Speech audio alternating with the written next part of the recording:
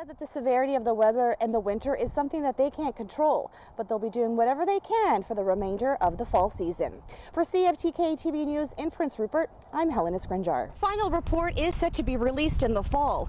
Though the findings do show a clear direction in which way the city will go, the initiatives will require additional community support and partnerships. For CFTK TV News in Prince Rupert, I'm Helena Demo. In Bulkley Valley MP Nathan Cullen agrees. He says the area's fishing restrictions, coupled with the late start to the fishing season, will impact many families. He says the Liberal government is impacting the West Coast again. Rice says she'll be continuing to work throughout the year for the residents of Prince Rupert.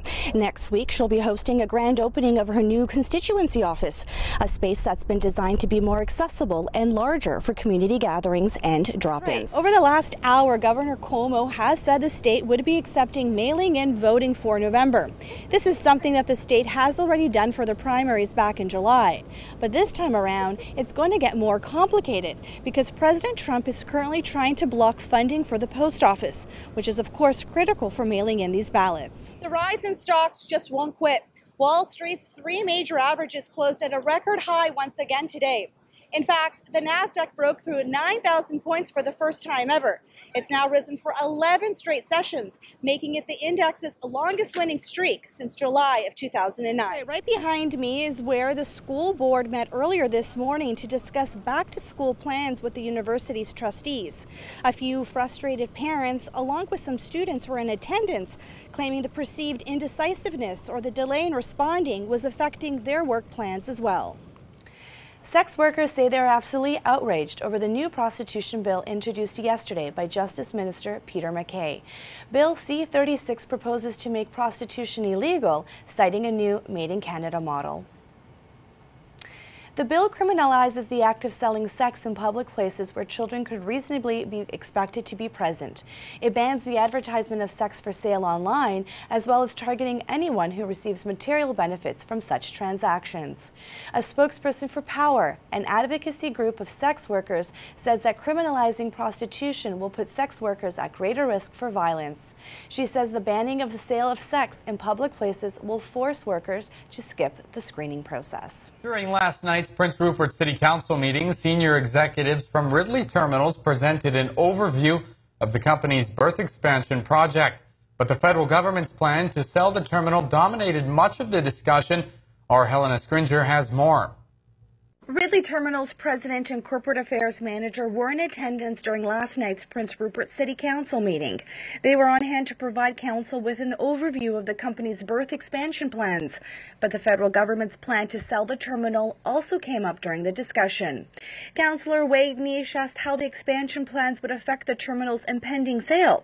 But President Mark Delude said it was business as usual for them.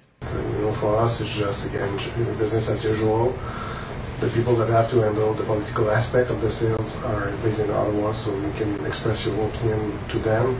Anyway, there's consultation process starting right now. So it doesn't mean it's going to come to conclusion. He continued to say the expansion is part of the strategy to include other sources of business down the line. But Councillor Joy Thorkelson voiced her opposition to the terminal's privatization. It means that we have less community control and less community input into a foreign corporation, and that's what I believe doubtlessly is going to be interested in Ridley. And I'm just hoping that we can put some pressure on the federal government to say don't sell the terminal. We should keep it here. We should keep control over our own port by our own country. The terminal expansion includes plans to accommodate a second berth southeast of the existing dock. The company also plans to hold 2 public engagements in the fall. But Thorkelson has requested council set up a motion to stand up against the sale of the terminal. How the expansion plans and the actual sale will all start to play out will start to be discussed during next council meeting. For CFTK TV News in Prince Rupert, I'm Helena Demo. Pembina Pipelines is sharing more of its plans as construction of its propane export terminal on Prince Rupert's Watson Island approaches. Construction is set to begin this fall and last for the next 2 years. CFTK TV's Helena Demo has more. Now that the former pulp mill site on Watson Island has been cleared and cleaned, Pembina Corporation is preparing its shovels to hit the ground this fall. The project, set to bring Western propane to international markets, will include having propane first delivered to the facility via rail and then be offloaded later on in the week via ship that heads towards the east.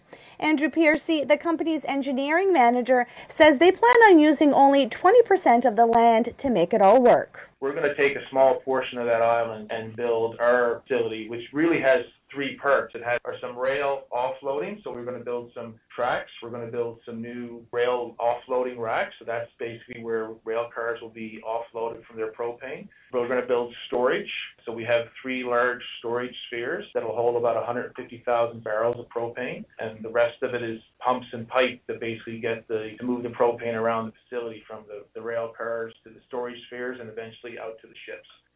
The initial work scheduled for the fall will be foundational but continuous. Once the work begins, crews won't stop until 2020, when the project is set to be completed. For CFTK TV News in Prince Rupert, I'm Helena Scrinjar.